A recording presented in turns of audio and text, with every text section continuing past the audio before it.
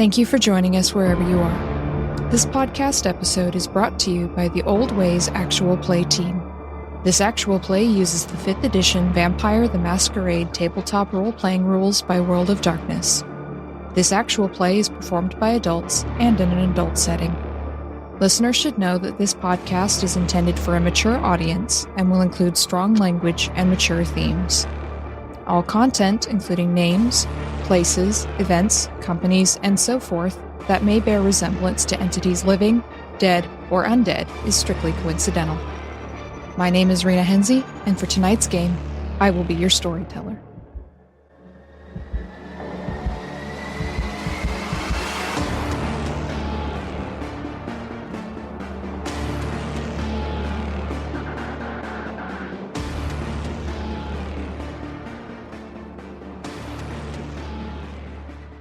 Good evening, everyone, and welcome to another episode of the Old Ways podcast, Vampire the Masquerade Chronicle, Blood Moon Rising.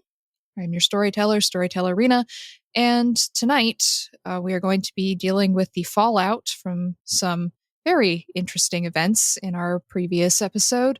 But before we can get around to that, let's do some character introductions. To my right.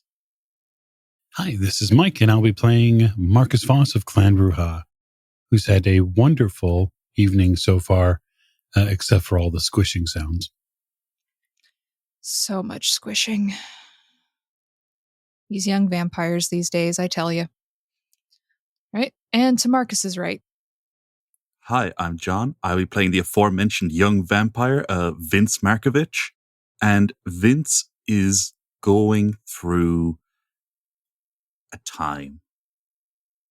He's dealing with some stuff. He's great. Nothing too serious. Just a bit of light murder. Nothing existential. Absolutely not. And to Vince's right. Hi, my name is Tegan, and I'm playing Rom the Shaman. And I am getting back into the groove of things, and I suspect nothing bad could possibly happen to me. Nothing whatsoever. Why would you even think that? And at the end of the table. Hi, this is Ali, playing Katerina Bogdanovich of Clan Toreador. And I've gotten a buttload of information that needs to be addressed. Yes. I'm certain it doesn't affect your coterie whatsoever. Not a bit.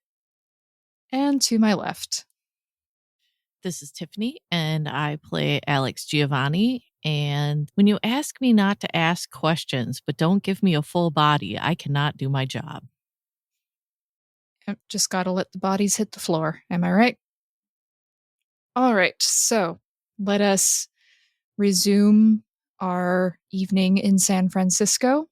And we will begin with one Katerina Bogdanovich, who has perhaps picked up some information that they, technically speaking, shouldn't have. So, Katerina, you were spending some time with Vera Giovanni, who gave you a good bit of her life story and perhaps a little something extra. And you've had tea, you've sat, chatted for a bit. She seems a lot calmer now, a lot more back to her old self. Very elegant, very gracious. The hostess of Clan Tremere. And it's probably about time, socially speaking, that you brought your visit to an end, lest you be taken for a vampire of loose morals. I will say my goodbyes. And as I'm getting ready to leave, I'm going to offer my hand to her again. She takes it. I will kiss the back of her hand on her knuckles and depart. You get a very high eyebrow raise from that, but she smiles at you and she signs, without needing Paula's interpretation this time, "See you later." I'm learning. Slow process. You're doing well. So you set off into the evening. It's about 10 p.m. at this point, so you've got plenty of night ahead of you.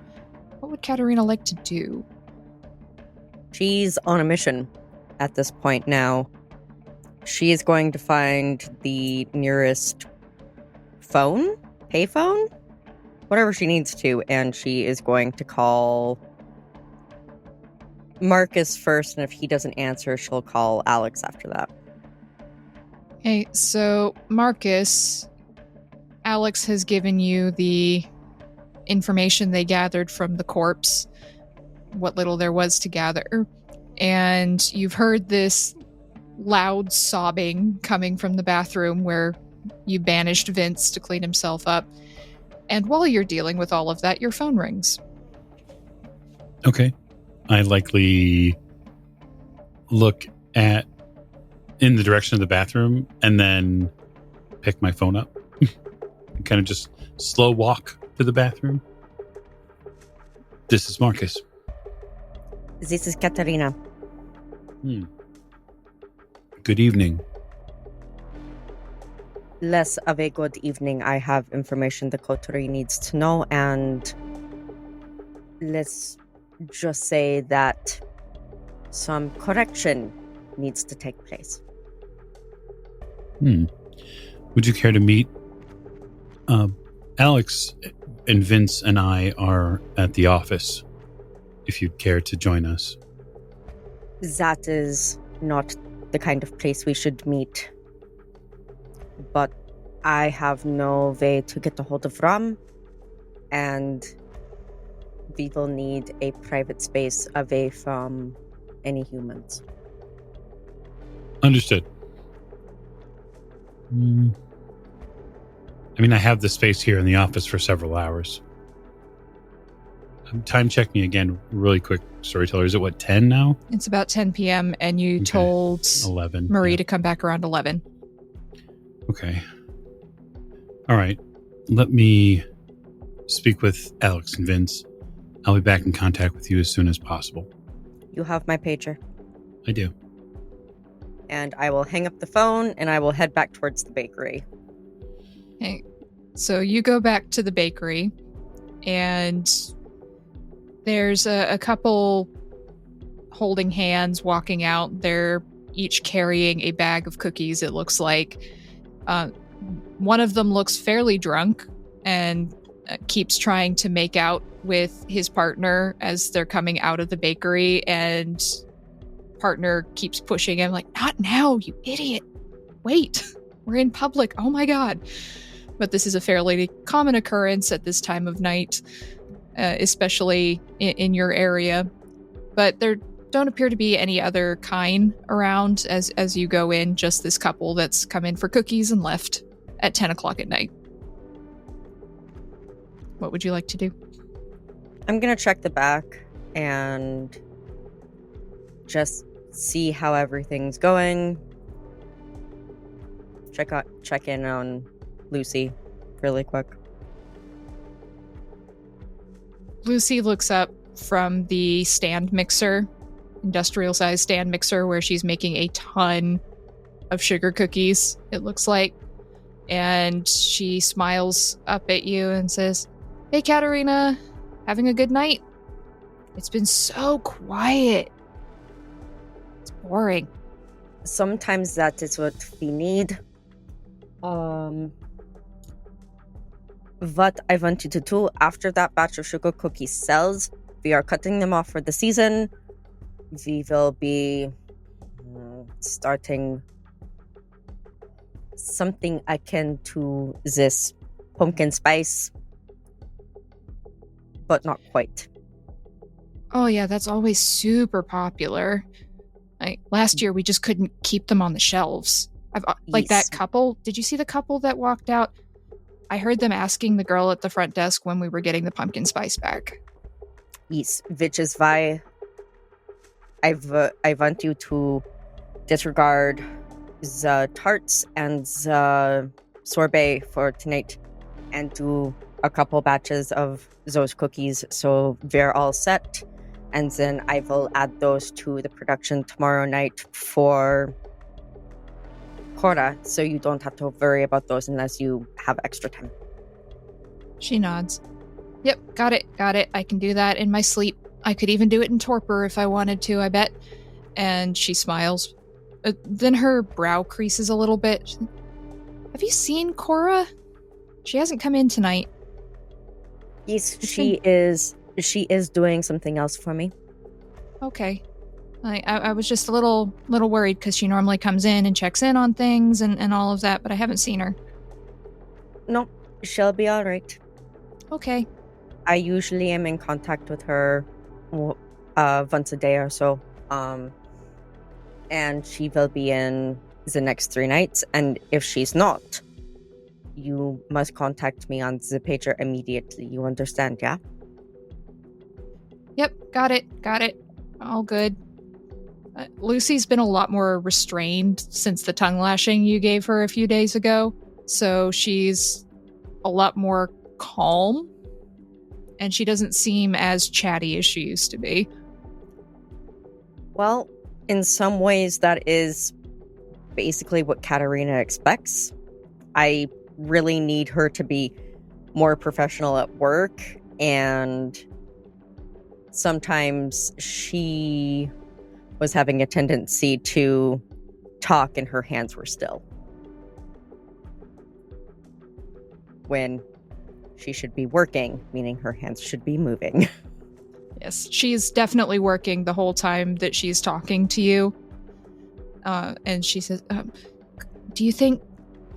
I know I don't ask very often, but do you think I could have some of the red velvet tonight? I don't get the craving very often, but I miss cake. Tonight, all I can think about is cake. Yes. You and Cora know that you're welcome to any of the products within reason, obviously. But yes, of course. She smiles and nods. Thanks, I just wanted to just make sure, because, I was just being careful.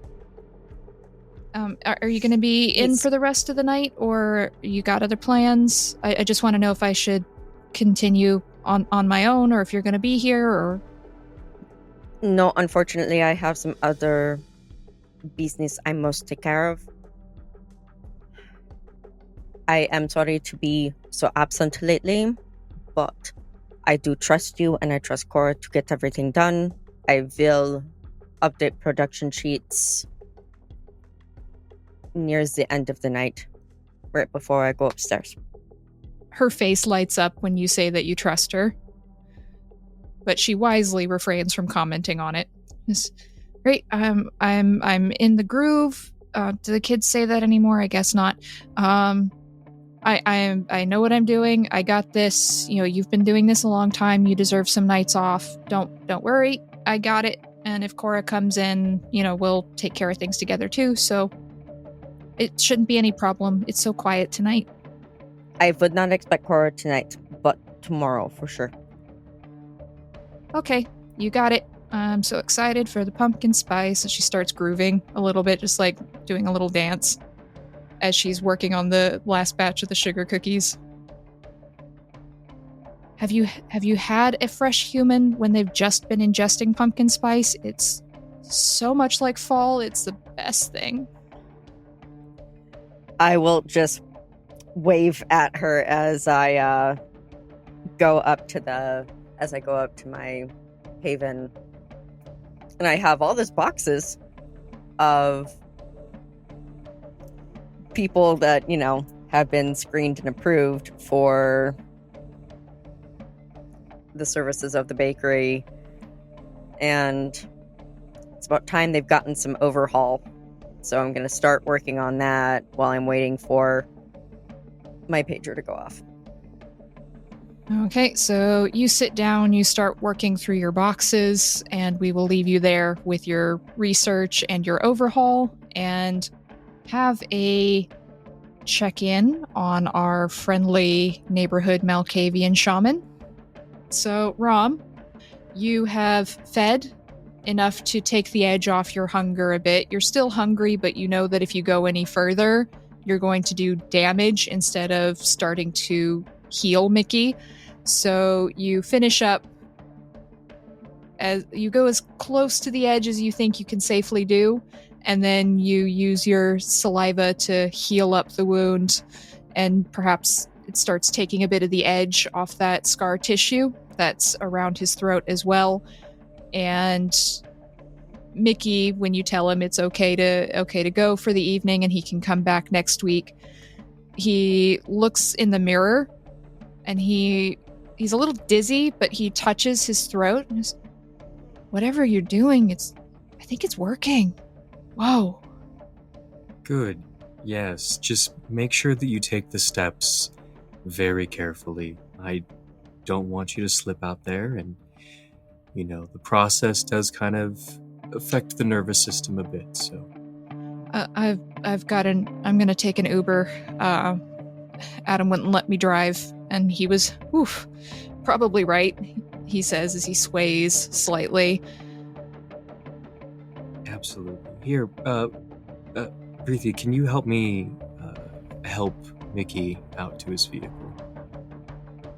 Preeti comes in through the beaded curtains, and she puts an arm around Mickey's back, drapes one of his arms over her shoulders, and says, "I got it.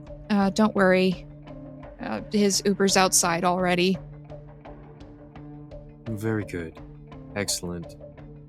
And as Mickey leaves, I'll just make sure I don't have any red on me. Well, you're looking as pallid as you normally do. I feel better. I really do. You feel a bit more centered. I do. You got that right. I'm gonna go ahead and check my messages and see if anybody's tried to reach out to me. You look through your messages and you have a couple post-it notes from both Preeti and Eric that you assume are a couple days old. This customer canceled their order, this client showed up, but we couldn't find you, etc., etc. Notes that they must have left you and forgotten to throw away. But other than that, you don't really have any messages from anyone. It doesn't seem like your coterie is looking for you. I mean, that can be a good thing. No, absolutely. In that case, I think I'm going to, if everybody's good at the house, then I think I'm going to head out. As you're going through your messages and figuring out what you want to do for the rest of the night, you hear a polite cough behind you, and Eric is standing in the doorway. He's looking a little tired, and he's still covered in facial piercings, shirtless, dreadlocks, all that kind of thing. But he's like, "Master Rom, it is good to see you. It has been a few days, and I was wondering if you could give me some of the essence. I sleep better, and I was going to ask 3 days ago, or 3 nights ago, and you weren't here, so would you mind?" Absolutely. And I think to myself, yes, Eric, you don't look like you're at your best, and I can completely understand how that feels. Why don't you come over to the common areas here? There was a vinyl that came in for me last week I've been wanting to listen to anyways, and we'll take a moment and see if we can recenter ourselves.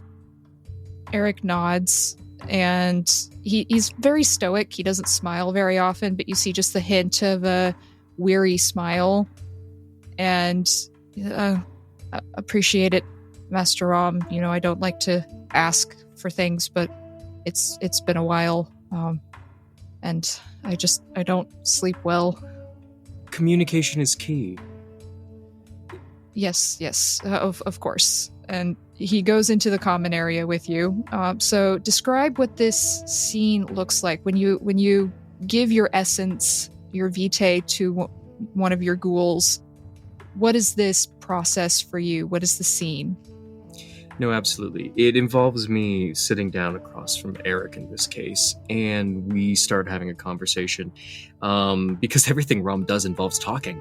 And I'll go ahead and open up a vein in my left wrist.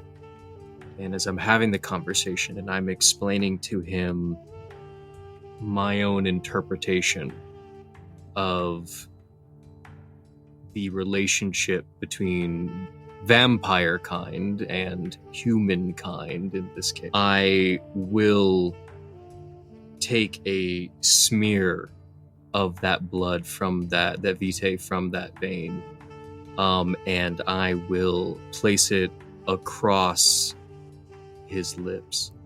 And what I'm explaining while I go through this ritual practice is something that would be very heretical, I imagine, to other vampires.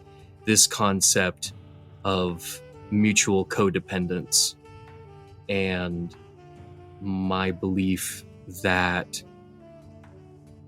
vampire kind is meant to, kindred are meant to guide and help groups of people, groups of tribes, in order to help them achieve their best selves. And that's the process that I go through that. And I've wrapped this all up in a package of, whether or not I believe it or not, this pseudo, a bit of Abrahamic religion, a bit of the Bhagavad Gita, just all of that kind of wrapped together. And that's what I do psychologically as well as physically to bind them to me. So you put on your new vinyl. What is it? What is Rom listening to while he has this cult ritual? Actually, it's weird because it's just the original soundtrack to Star Trek Picard Season 1 in a very decorative art vinyl, but there's some really great pieces in there. So he wanted to check it out. So I imagine visually it's very incongruous with the moment, but that's Rom, so that's fine. You have this soft swelling music playing. The lights are dimmed. The French horns. The common room is closed off. You've pulled the curtains. There's no doors in your tribe's home, just curtains, and other than the door down to your basement. And so you pull the curtains. There's a few candles around the room, very ritualistic. That part is very important to you. And so you both sit cross-legged on the floor on these brightly braided rugs that you picked up from a market stall. Guy said they were made in Nepal. And whether or not that's true, you feel like it's true, and therefore it is. That's enough. It's enough, as long as you believe it to be so. And so you start talking through the process in this very calm, gentle tone. It sort of lulls Eric into a bit of a trance, almost, between the incense and the candle smoke and the music and your voice, which you put a lot of power into. And he closes his eyes as you draw a cut across your wrist and let the blood begin to ooze out of the wound. And he bends his head towards your wrist and he begins to drink greedily. And as you're talking through him and you feel him feeding, it's kind of powerful for you that your tribe, your children really, would engage in this kind of ritual and trust you with this. And it's just a bonding moment between the two of you. And then he pulls his head back and cracks his neck, and there's blood around his mouth. And you can see that he looks stronger already. His eyes fly open. You don't see the dark circles anymore. There's a flush in his cheeks. His muscles look slightly bigger. Or maybe that's just you. You're not sure. But he looks enlivened. And he wipes away the blood from his lips with the back of his hand. And he puts his palms together. And he does a little bit of a head bow. And says, I will begin my meditations as we normally do, Master Ram, but thank you. It was most enlightening. That's very good. I'm hoping that you being here is as beneficial to you as it is to everyone in the house and to myself. I am honored, Master Ram, to be part of your tribe. And he draws his hands across his face in a calming gesture, and he crosses his legs and closes his eyes, and he begins to meditate. We'll leave Rom sitting with Eric for a bit in your traditional meditative practices, post providing an essence of yourself to your tribe. And let's cut back over to Marcus, Vince, and Alex. I walk back into after the very short conversation.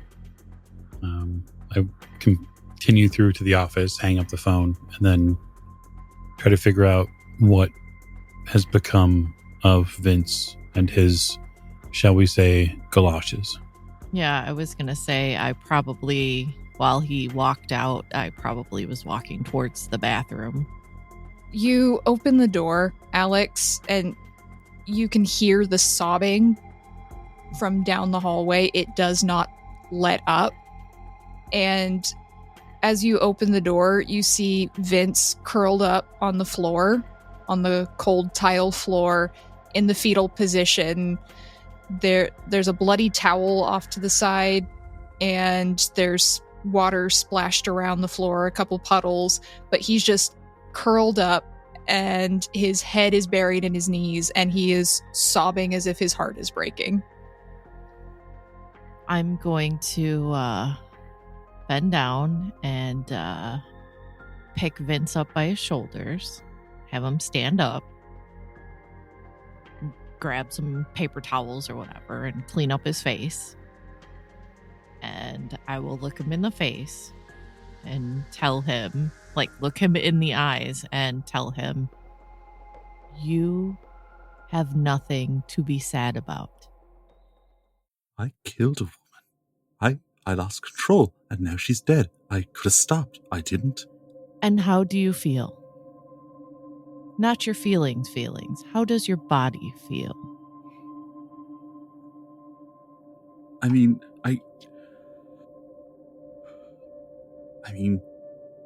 I've never felt so strong, but you would have outlived her.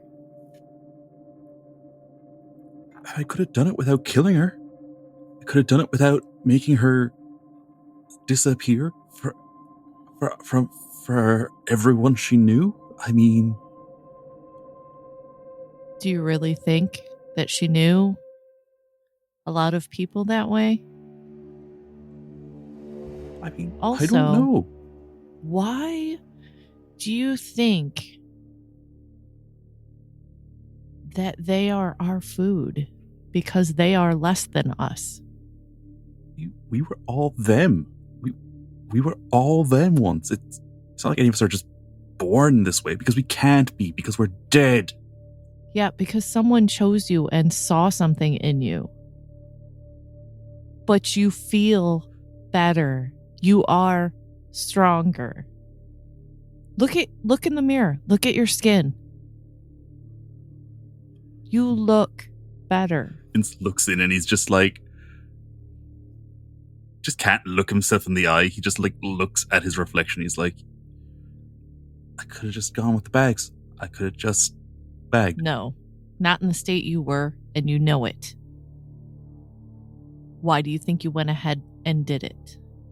Because we all need to every now and again. He's hyperventilating to some extent. He's just like, yeah, he's kind of trying to, he's like, you don't get it, Alex. You don't get it. I help people die well. I gave her a terrible death. There was no closure for her. It came out of nowhere. And she do you wasn't think ready. we ever get closure? Do you think Luther got closure?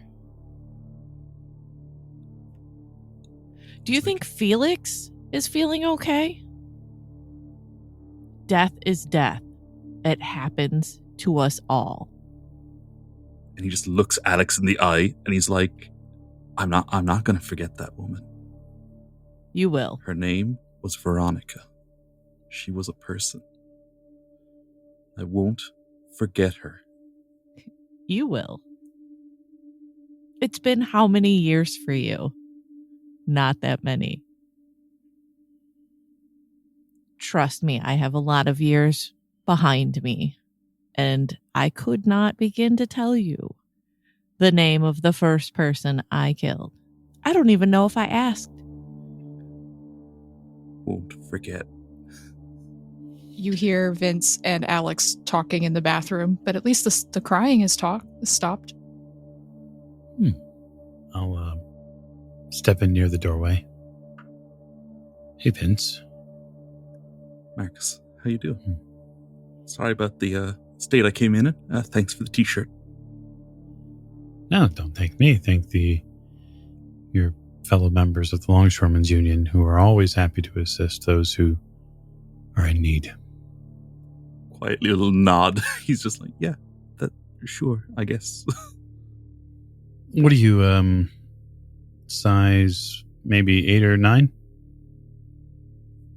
8.5. Yeah. I'm going to find you some boots. You can't wear those shoes anymore. They need to get bagged. He's like, don't worry. The blood is mine.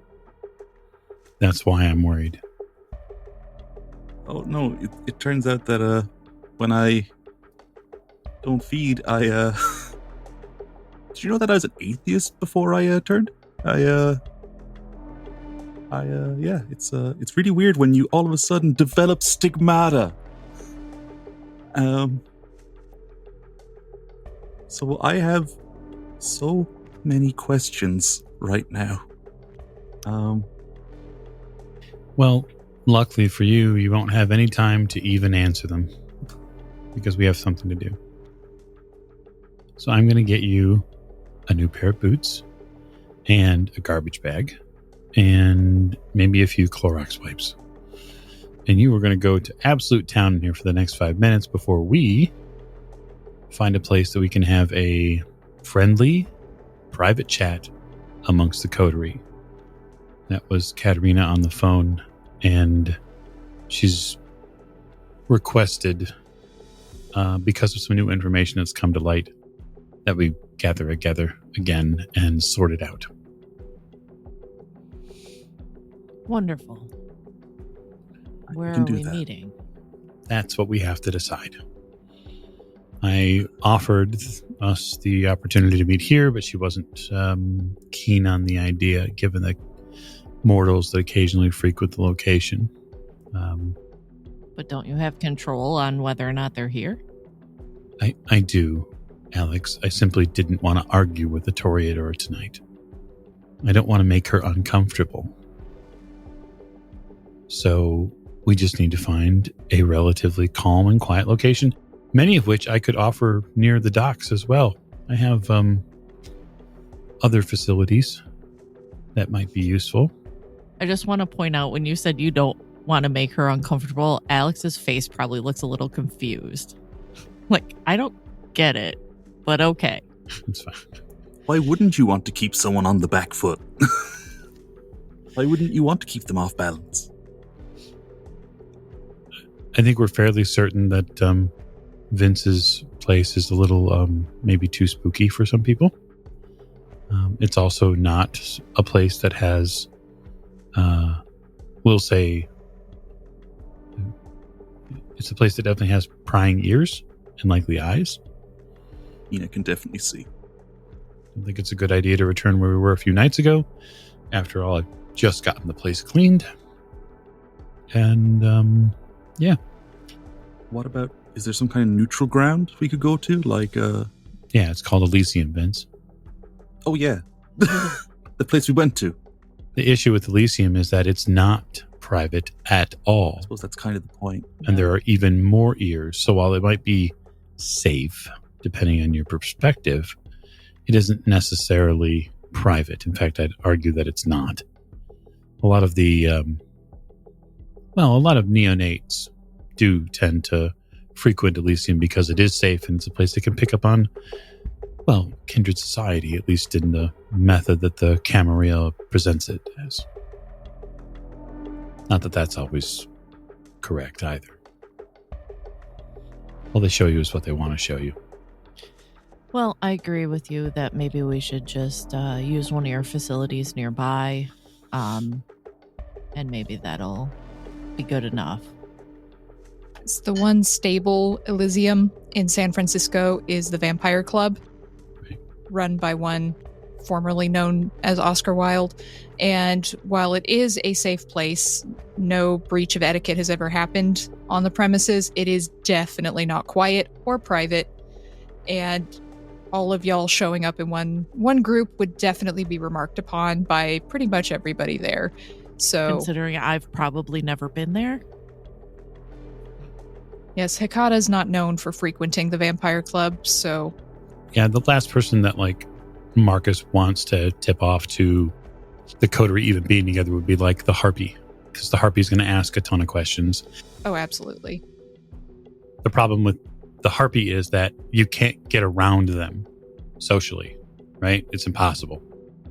Because they help control court statuses. And that's not something Marcus would want to mess with. So, I'm going to get on the phone to Katerina, and I'm going to give her some relatively quick directions. What we need is to get a hold of Ram and have him meet us in the same place. And if he doesn't have a vehicle, we need to fetch him. All right. So you give Katerina an address. So Katerina, your pager beeps with an address down near the docks, but not exactly on the docks and not in the labor office. And Marcus, are you calling Ram? Or are you asking Katerina to call Ram? Oh, no, I wouldn't ask Katerina to call Ram. I'll call Ram. So Ram, as you finish your meditative practices with Eric, and then Eric gratefully gives you a hug and goes off to do whatever it is he plans to do with the rest of his evening, probably eat a lot of pizza. Your phone rings. Hey, Marcus, what's up? We need to get together and talk, the five of us. You got something new? Someone certainly does. Understood. Where am I going? Pier 32. Park near the north portion of it. And then take a walk. I'll come find you. Okay. You need me to bring anything? I don't think so. What would you bring? I don't know. Trash bags? It probably couldn't hurt. Okay. I'll get some from under the sink. All right, see you there soon. I hang up. I'm going to page Katerina. And then wait. So, Katerina, you've gotten the page. I will give Marcus a call. Katerina, I'm going to supply you with an address. I've gotten in touch with Ram, and he is meeting us at a relatively quiet location. Very good. I'll give her a very similar directive. Okay, so everyone has been informed as to where to meet. Marcus, you can leave a note for Marie, telling her when you'll be back. I do so. And you can all set out for the meeting place. So Marcus, Vince, and Alex, you obviously arrive there first because it's fairly close to your location.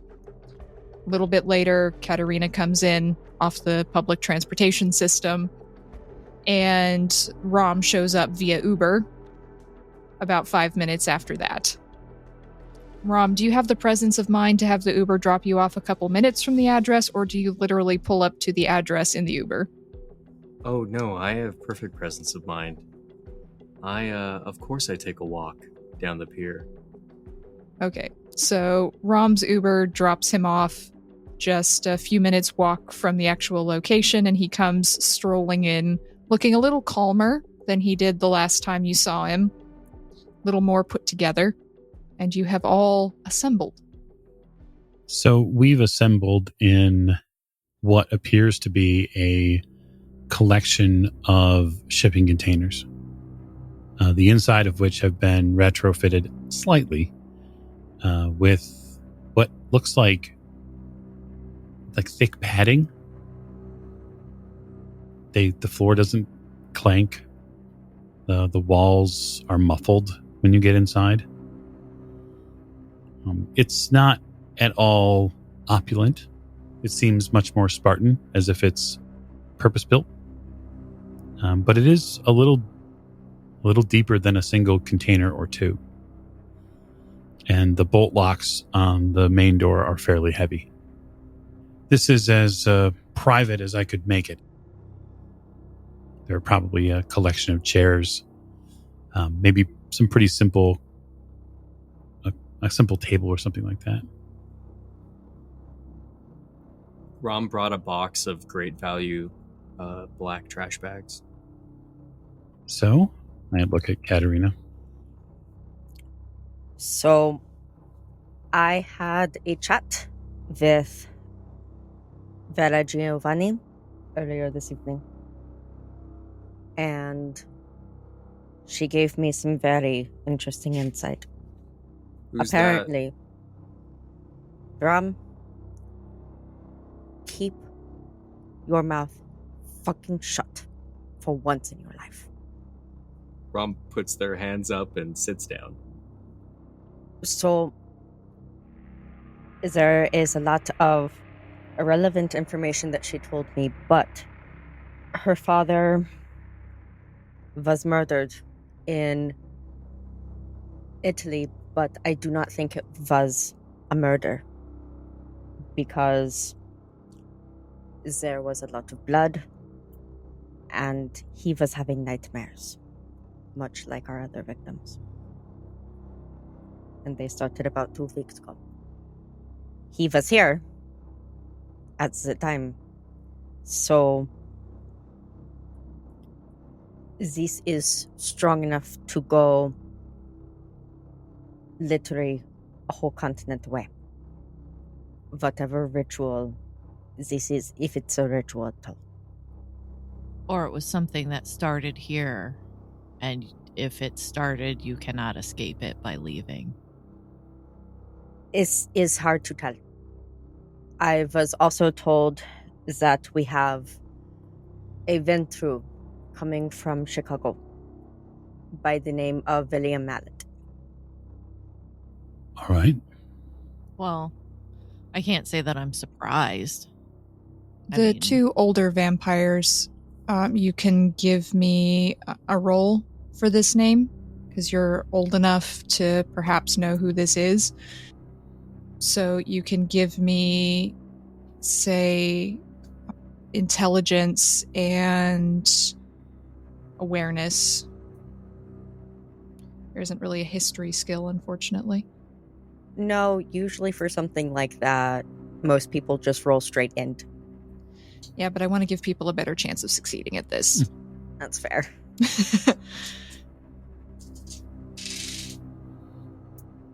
Jeez. Okay. I would like to, if I may, use a point of willpower and reroll my failures. Okay, you may do that. Very good. I have 4 successes, one of which is a 10. I have 2. All right, so Alex, you know the name, and you recognize the name as one of the very high ups in the Camarilla. Very, very powerful vampire. And he hasn't been seen in years. He tends to keep to himself. He doesn't emerge except for council meetings, and sometimes not even then.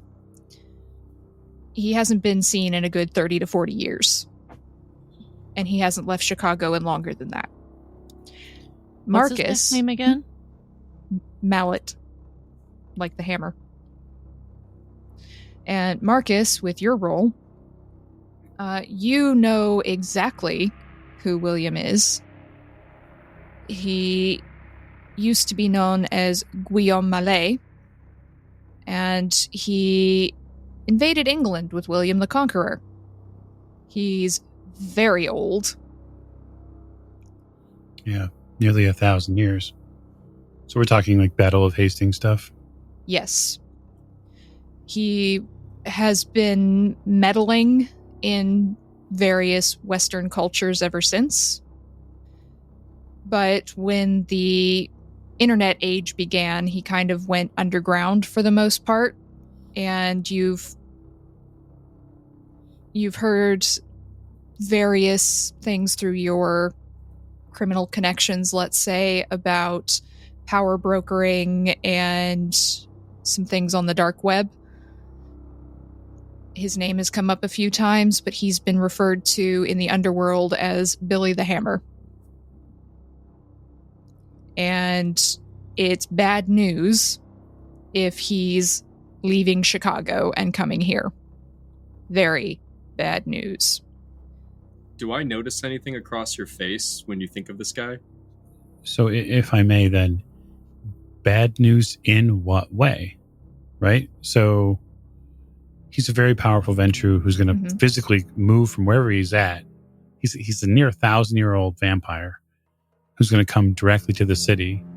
There are a lot of reasons why he could be an issue, but unless he's purpose-built to come in here and crush a bunch of shit, he's still going to have to adhere to the prince's rule over the city. So, things you know, especially with that critical, he's very high up in Camarilla.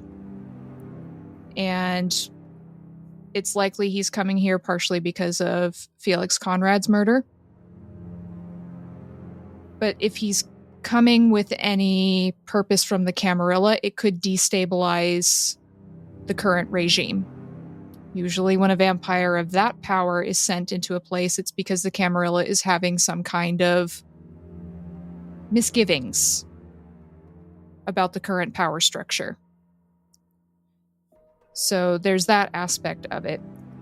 But you also know that he doesn't tend to care what kind of chaos he causes. Yeah, no, so he's a...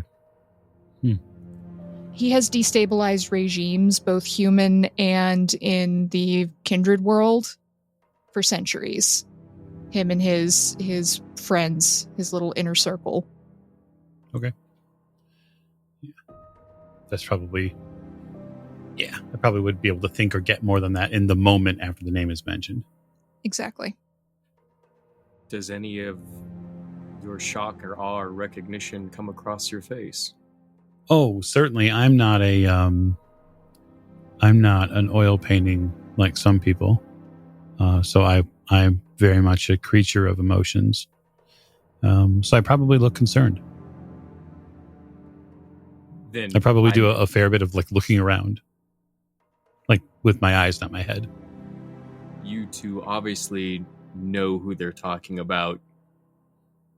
Oh, I don't show that I'm just like, I'm not surprised that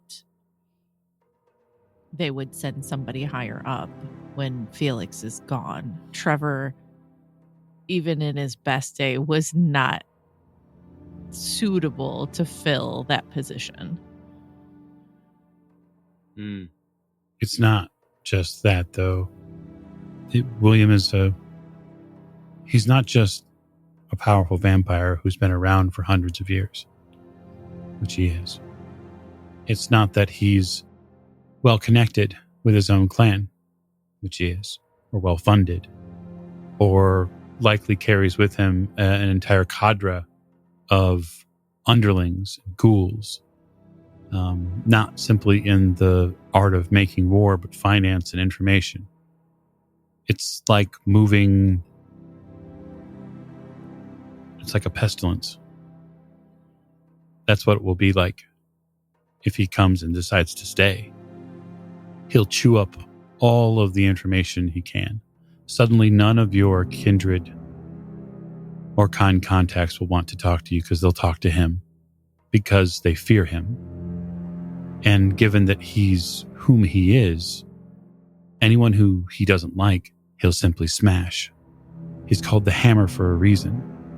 And it could be because the higher ups in Camarilla society are unhappy with what's been going on in San Francisco. Or maybe they view the anarch problem in Oakland as far too close to losing another stronghold on the West. And they see William as a potential stabilizing force. And that means that neonates and others will get squashed. It's the worst kind of kindred bomb. It's the worst kind of directed control over a domain. It's the worst part of kindred society. It's the tower coming in and playing God, choosing who rules, like they always do, but in a direct way, not in a secretive way. The prince is powerful in San Francisco, Rom, but they don't hold a candle to William, and they won't.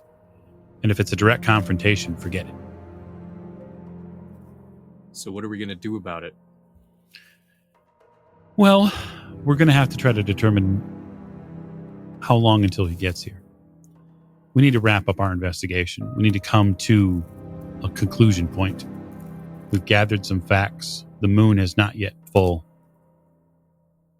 We have to get closer and work harder to get it solved.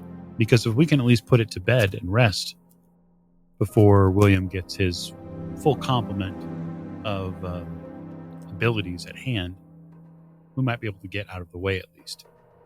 Some of us who've distanced ourselves from kindred society, especially Camarilla society, might be fortunate, or they might not. Because keep in mind, a new prince can choose to remove the right of domain. They can just tell you can't live here anymore. That goes for everyone. And don't think because William is a member of Clan Ventru, they won't look directly at Clan Bruja first. It's a big threat. We'll have to treat it as such. I suggest we all keep our heads down then and stay very, very quiet. That brings us to the most important part of this meeting. And I'm going to look at Rom and I am going to use Daunt. So for Rom, you'll need to roll Resolve Composure. Is this where the trash bags come in? Perhaps.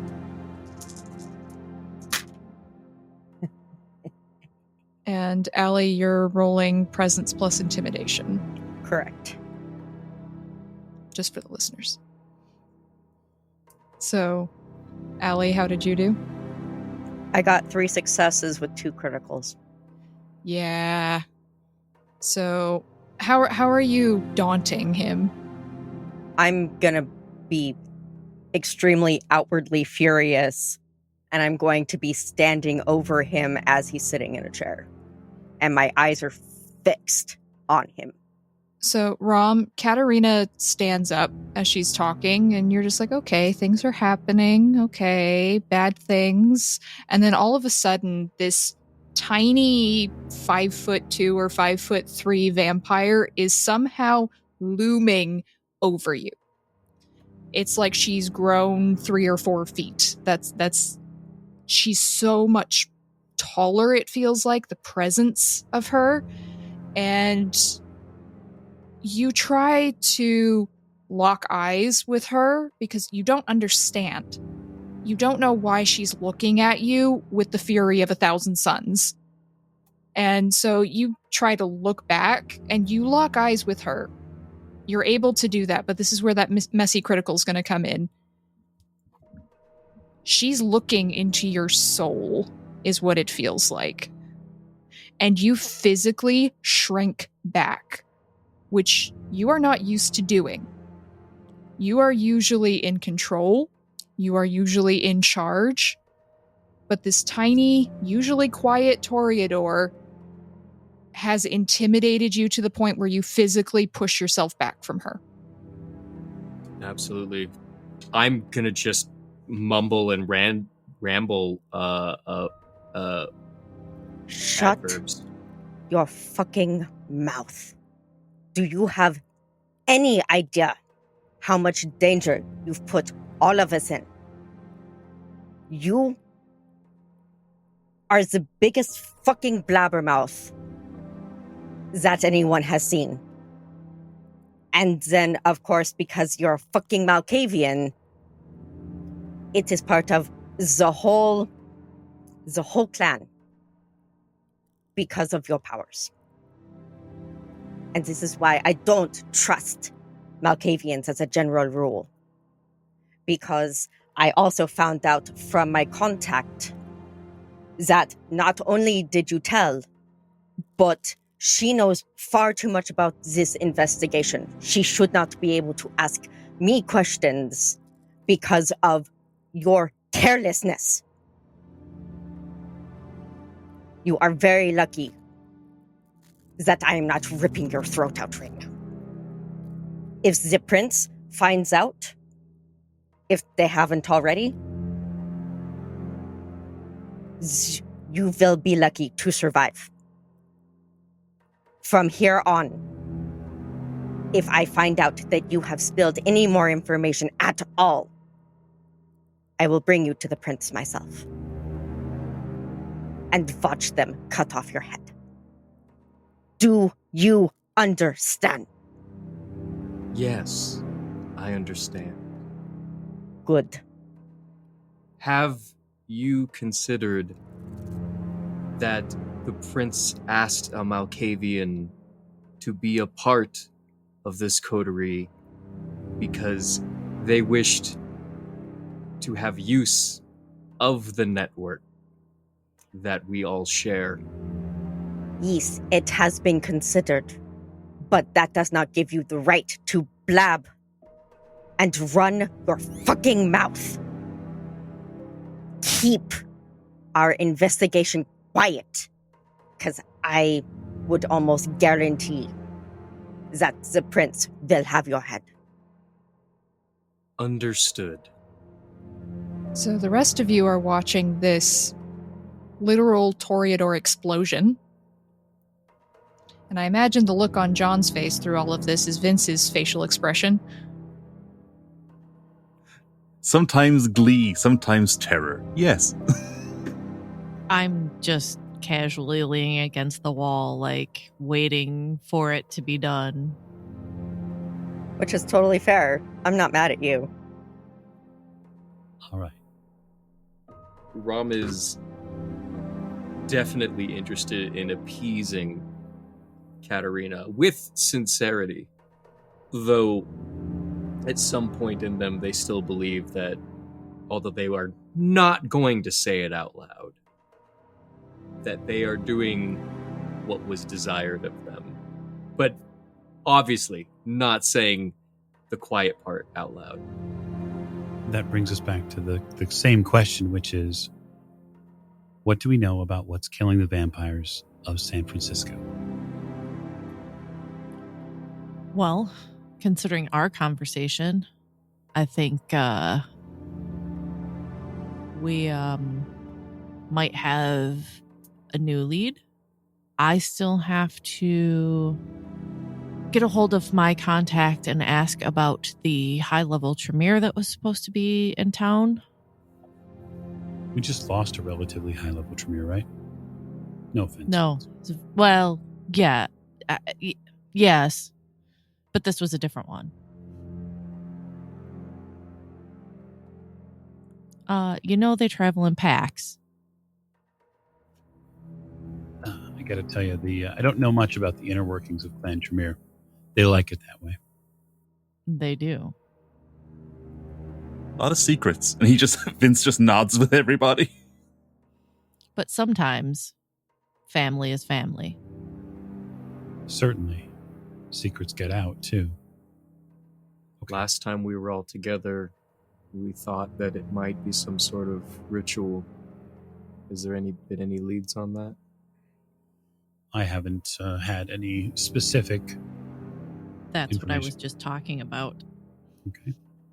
So, I suppose, perhaps, then we're waiting to hear back from whatever information may come our way that way. Has anyone spoken with the prince since our meeting? Has anyone communicated with them in any way, perhaps? Have they asked for any sort of update? I haven't heard anything, but that is my concern. At some point, they're going to come rapping on our doors, asking for a solution. Have we set aside a corresponding secretary? No, I don't believe so. We essentially got our marching orders and were promptly kicked out. I nominate myself for treasurer. All right, well, barring any of that, then we know what we know about the bodies. We know that there's some sort of self-inflicted wounds that eventually cause the deceased to do some rather gruesome things to one another. The body that I had you take a look at wasn't Kindred, though. It was mortal. And so we don't know if there's any connection there. Well, that's why I think maybe it's something that the furballs are doing. Okay. Anybody know any werewolves offhand? Well, aren't we all just best friends with them? Right. I'm not saying it's going to be easy. I'm just saying it's another point. And even if it is something they're doing, I don't know how much we're going to be able to do about it. Unless we can get some hardcore evidence and slide it to William's direction and let him take care of it. Yeah, I'm not necessarily willing to just abdicate all of our responsibilities to the Prince of William when he arrives. Yes, but if you need some cannon fodder, he's the one you send. Well, there's other potential cannon fodder we can absolutely send William's way. The question will be will he take the bait if that's what happens? Well, that's why we need to see if we can find some actual evidence. Agreed. So we know that it struck at Clan Ventru. We know that obviously our gangrel former sheriff, was cursed with this as well. And, well, potentially then Vince's sire. And Trevor, which is Felix's child. Possibly the prince's blood sibling, Certainly. who may have also been a victim of it. All of these victims share a pretty common trait, right? A couple of them. They're vampires, obviously. Their wounds were seemingly self-inflicted, yes? In most cases, yes. We don't know if we don't know about Karen. We don't. But I think that Karen, with all due respect, might have been trying to figure out a way to get it out. What if all this is just dirty blood? What if there's something infectious in this blood? And it's used as some sort of it's like a vampiric version of COVID. Except that A chemical weapon? well, Like a bioweapon? I hate to break it to you if I am, but the Kindred of not just San Francisco, but of the entire world have an awful long list of enemies. There are a whole lot of people that know about us that don't want us around anymore. That, and you got to assume that then they're sharing the same herd. Not necessarily. Or do you think they're in... Well, or they would have to know their movements enough to infect humans that they're going to come across. Right. That's exactly what I'm saying. I'm saying it's targeted. So you think that body, that mortal, was somebody that... Would we assume that body of the mortal was supposed to be aimed at maybe you, and you didn't get it on time, per se? I mean, quite frankly, I'm not. I don't think I'm as important as some of the other people who've fallen, clearly. Well, I would assume since you found it, it was near you. Yeah, it came pretty close to home, so to speak. I mean, Trevor's not that important either, but he seems to be infected too. I mean, he's sort of important. Trevor's sire is important, yes. Well, yes. What And if it's a Trevor's- demonstration? Some sort of test. Trevor just got mixed up in it. Or an experiment. Do the werewolves have that kind of ability? I quite honestly have no idea how to answer the question. I don't know enough about werewolves other than we tend not to circle together. There's a fairly long-standing history of animosity between the two cultures. But I would also be surprised to see them in the city. But Well, and this begs back to the question of the gangrel, right? Where a lot of this all started.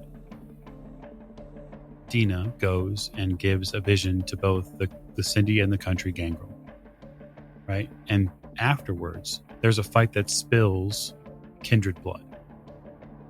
After kindred blood gets spilled, for whatever reason, things are broke up, and the country gangrel give the big peace sign and head to the hills, right? And quite frankly, in a lot of historical ways, when Gangrel and Nosferatu leave an area, it's usually a canary coal mine situation. Other kindred are put on notice because those who are going to hear when bad things are going to happen first are gone.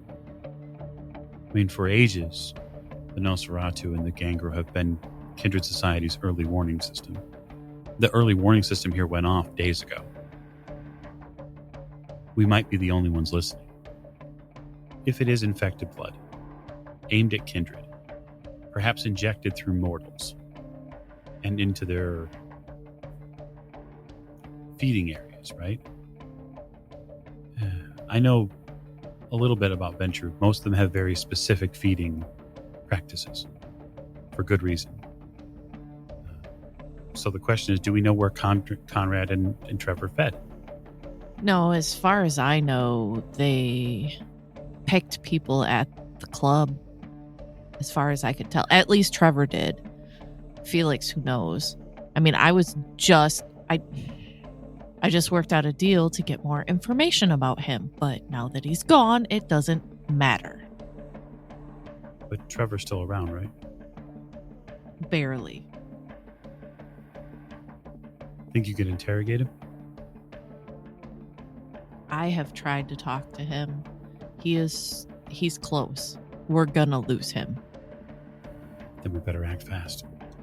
He might be the only live lead we have in this investigation. I used live in a relative term, of course. Well, that's why I wanted to keep him around so that maybe he would talk or see something different or something. Right now, he's locked in my closet. It seems strange given the fact we're in San Francisco. Meh. Agreed, but it's the safest place for him. As it is for some other people. Okay.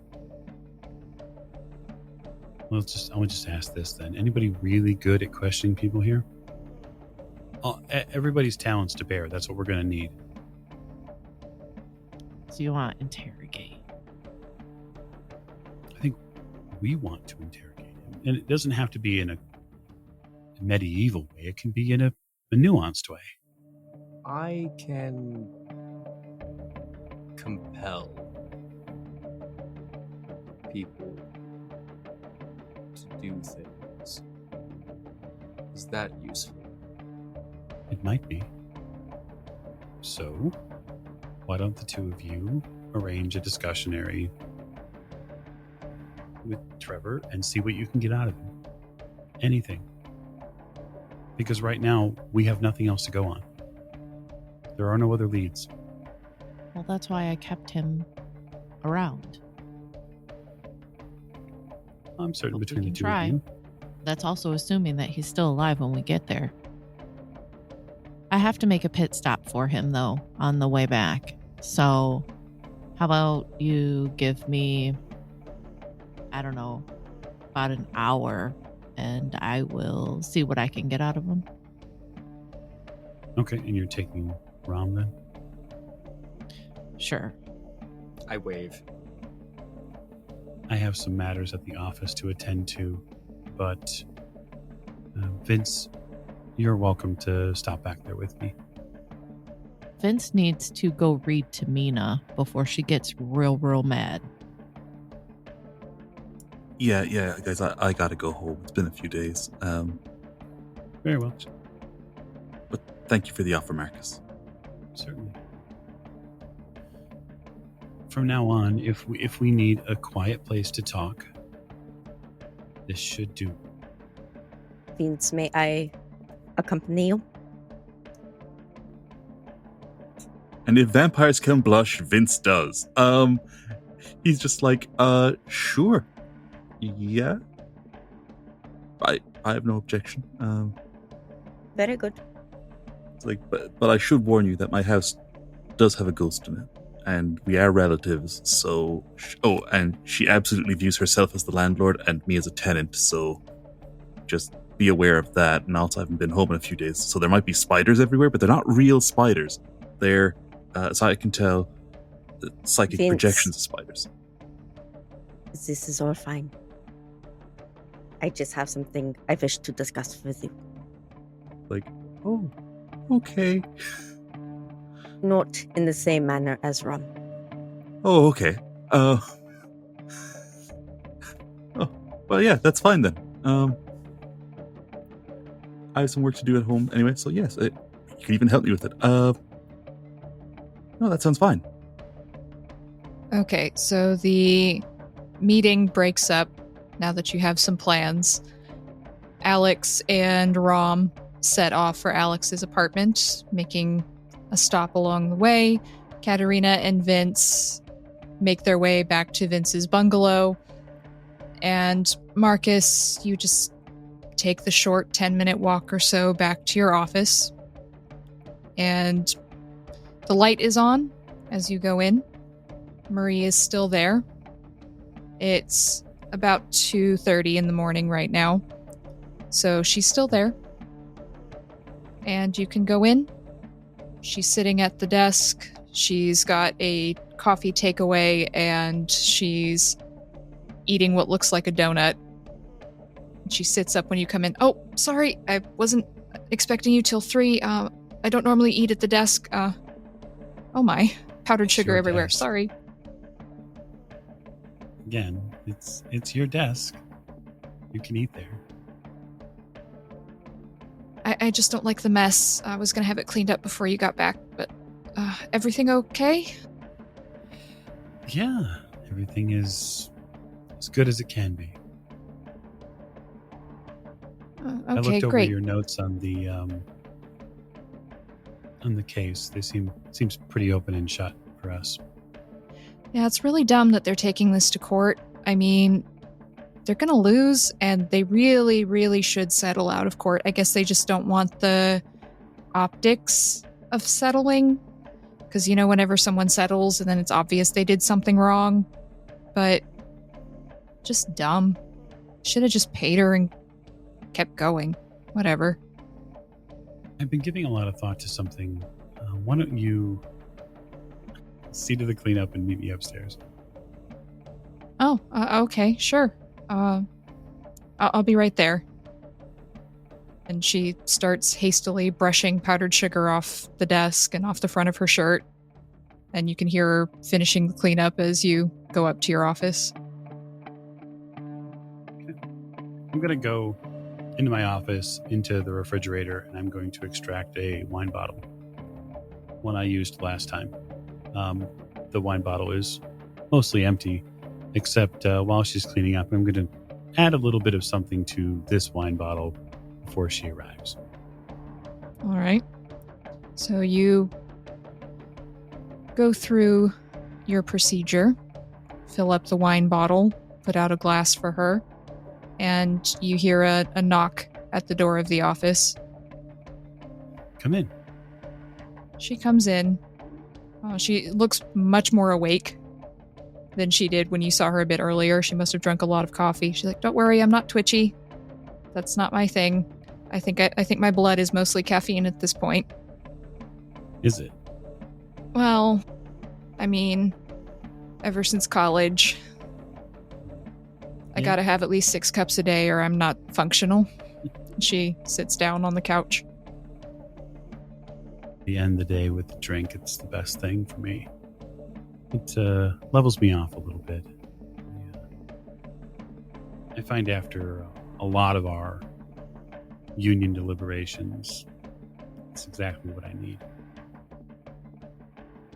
Yeah, it gets really stressful sometimes. I get that. It's really hard to unwind, especially when there's just so many things to get worked up about. I mean, just you see so many horrible people and the leeches, like that R4 guy and the others like him. Sometimes I think those guys travel in packs because every time one of them goes away, there's just a whole bunch more of them that pop up. And it's like, how can they do this to people? And she's getting a bit physically worked up. Like, see what I mean? God, I mean, I love the work. It's good work we're doing, but God, some of these idiot humans. I mean, I'm a human, but I hope I'm not that idiot. I try to be a good person. Try to be a good person. I think it's all you can do, right? Is try to be a good person, at least with the time you have. I try. And this is all we got, right? One life. That's what they say. That's what they say. I pour a glass of wine for her and then for myself. I'll take it over to the couch and sit down next to her, much as I did last time, and say, the men and women who taught me what it meant to be part of this union had a lot of old traditions. And you probably have heard of one of the older bosses that used to come around David. Hasn't in many years, of course, because he's long since passed, but we had a lot of traditions.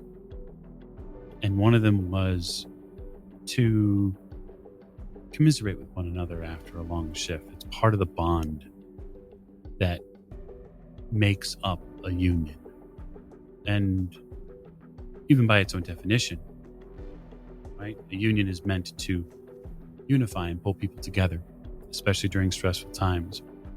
I remember hearing stories about Bloody Thursday in 1934 here and watching as police and their associated thugs murdered union workers to try to prevent them from continuing on in this, well, the struggle that we'll likely continue to face for a long time. Your work here has been invaluable to that union, and it does not go unnoticed. And to union members, the type of union members that I have been a part of, we have a very special way to inaugurate members such as yourself. She lets out a little half giggle, half chuckle. It's like being I was in a sorority in college. It sounds kind of like that, but, better because there's not hazing and getting really stupid drunk and all the other stuff. I don't know if you were in a fraternity or anything, but it was really dumb. But yeah, kind of sounds like that. It's a little bit like that, but it's a pretty special and exclusive club. And tonight, I'm going to offer you a membership in it. And when I say this, I'm going to project out with awe and just kind of like let my presence fill the room. Her eyes get a little wider. She's like, "Oh, sounds great. I mean, this is the best job I've ever had. I worked some really soulless kind of corporate work, but everyone feels like people here, and I'm really happy to be part of it because I don't feel like a robot, just going through an assembly line kind of thing. Like, it's hard work, but it's good work, and even, with Greg getting annoying and, sometimes Phoebe cries too much, but, we're a team. It's great. And yeah. And you're a passionate person, Marie. I can tell that. I think that's an important part of what we do. Passion through strength. You found that here, and you're not alone. In fact, I can assure you, after tonight, you'll never be alone. Your union will always be with you. That sounds great. And her hand shakes a little bit. It's like, it's pretty much all I got. I reach out and I take her hand and just try to reassure her. Okay, so do I need to do anything? There are no unspeakable oaths for you to swear to, if that's what you mean. Your service here is important. And what you signify by drinking with me tonight is that you'll agree to be within this union as long as it will have you. Absolutely. That's not even a question. It's a very important question, actually, because there are things that go on to protect the people and the workers of San Francisco that we're going to have to do. And it is no longer an I do, it is a we do. Do you understand? She pauses for a minute, and then she straightens up her shoulders and looks up at you through her glasses, and her chin sets and says, well, honestly, given everything that's happened since 2016 and with what I saw the other night and just the more people who come in like R4 and other people like him, honestly, we need to take the fight to them, I think, sometimes. And if that's what we got to do, if that's what you do, then I want to help. We're in a position to help, and we should help, because if we don't, we're failing. Right? Right. Just keep that in mind, though. You've already figured out the solution to the problem. People like R4 come and go. The union lasts forever. I raise my glass. She raises her glass. Her hand is shaking slightly, but she doesn't break eye contact with you, and she clinks her glass against yours in a toast. Yeah, I don't break eye contact. And she takes a deep drink from the glass. I will watch her reaction with great interest. She draws deep from this glass, and you can see the muscles around her eyes tightening in confusion.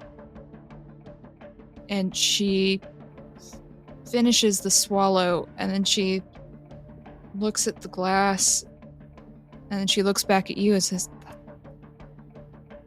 "What is that? That's... Whoa." It's fortified wine. It's some of the oldest in San Francisco.